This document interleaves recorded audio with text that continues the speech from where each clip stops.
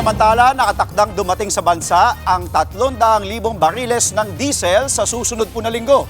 Ayon sa Department of Energy, binili ito ng Philippine National Oil Company sa isang bansa sa Southeast Asia. Pero hindi tinukoy ng DOE Secretary Sharon Garin kung saan. Ibebenta ang mga paparating na supply sa mga oil player sa kaparehong halaga kung magkano nila ito nabili. Tinatayang mauubos ang stocks ng mga kumpanya sa katapusan ng Abril. Sa kabila po nito, aminado rin ng DOE na hindi ito sapat para mapunan ang demand ng bansa.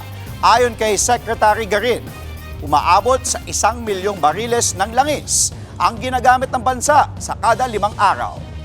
Mga kapatid, Andre Felix po, iba na ang may alam at may pakialam sa panahon ngayon. Para po sa tuloy-tuloy na balitaan sa Frontline kahit weekend, mag-follow at mag-subscribe na sa social media pages ng News 5.